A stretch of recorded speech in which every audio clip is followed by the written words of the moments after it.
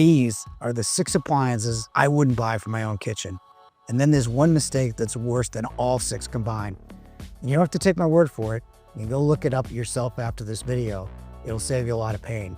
First up is ventilation, because if you get that wrong, your kitchen will never be right, regardless of the brand. Over-the-range microwaves are a kitchen staple, but they've never been good at venting, and they're quietly getting worse. You might avoid microwaves because you think the electronics break, but that's backwards. The microwave is one of the most reliable appliances you can buy. So don't avoid it for electronics, avoid it for where it sits. A normal over-the-range microwave sits about 15 to 16 inches deep. The power burners you use every day are out front at 22 to 23 inches. Our KitchenAid markets one that's even worse because it's built to sit flush with the cabinets and look better at only 12 3/4 inches deep.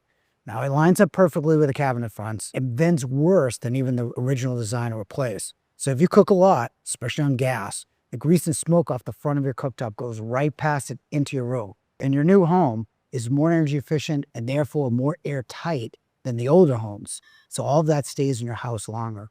This is not something I'd ever put in my own kitchen. But by the way, I had one in a rental 5 years ago, and it really doesn't even catch the steam off a kettle. Same problem, different products. Shallow hoods are popular because they're clean and minimal. The trouble is the capture air. A hood has to reach far enough over the cooktop to catch the smoke, grease, and steam. A lot of them don't reach that front burner, which is exactly where you cook.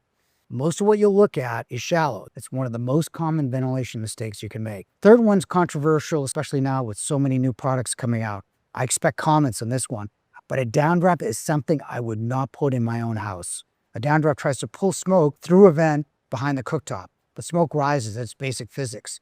But the time it reaches the vent, a lot of it's already in your room. But if you're replacing one and a full rehab isn't worth it, fine. But it should be the absolute last resort. For a new kitchen, put the stove against the wall with a real hood. The answer to all 3 of these is the same. Buy a hood with real depth around 23 inches, the right CFM for how you cook, bend it straight up or straight back to the outside. Here's something you really need to watch out for. All the big brands sell different labels that do the exact same thing at different prices. And you can overpay by a lot. Let me show you with one fridge. Same kind of refrigerator, 4 badges. The monogram is $4,300. The cafe version is $3,420. So the monogram's almost $1,000 more. Drop to the profile. Same fridge at $3,150. Step down to the plain G, you save another $300 to $400, right around $2,880. That's almost $1,500. Same fridge, same compressor, same interior, different badge. Same story with JennAir, KitchenAid, and Whirlpool. Same stove, different name, with hundreds of dollars in difference. Now, the labels aren't completely useless. If you're selling a house, a monogram badge may mean something more to a buyer who doesn't know any better. But for my own kitchen, I'd never pay up for the label when the cheaper one does the same exact thing. Here's an appliance I didn't buy for my own kitchen. And it might surprise you. This is the Miele G7986, the most reliable dishwasher with the most features you can buy. And at 37 decibels, the quietest. So why didn't I buy it? You might have an open kitchen and want the quietest machine out there, but you or I can't hear a dishwasher under 44 decibels.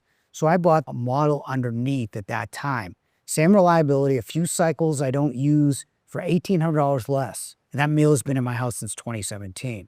It's true at the top of any brand, Bosch, KitchenAid, any of them. The flagship loads up on features you won't use, and quietness is already past the point you can hear. If you want just quiet, you can have good options under $1,000. Avoid the old compact combo washer and dryer at any cost. The 24-inch units. Pick the brand because none of them clear the lint, so it stays in the machine. Use it enough, the lint seizes the whole thing for a very expensive repair. New ones are a bit more nuanced. You've got real filters now, but you have to be disciplined about clearing every bit of lint every time. LG, Samsung, the profile doesn't matter. Clean the filter. Should you buy one at all?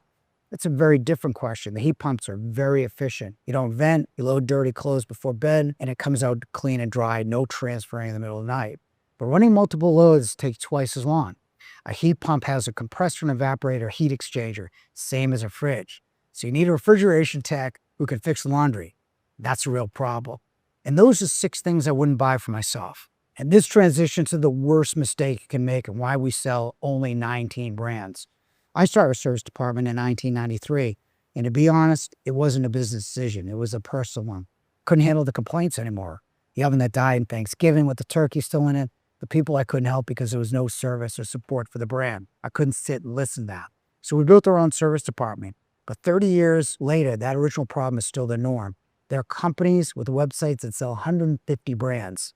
We sell 19 because we service what we sell. Most of what you buy doesn't have a real service department around it. That fancy Italian range, the built-in fridge, the high-end wall oven. In a lot of cases, nobody nearby can fix it. You wait weeks, sometimes months. That's the real pain behind all of this. So before you buy anything, find out who fixes it when it breaks. Not if, when, because even the most reliable brands need service.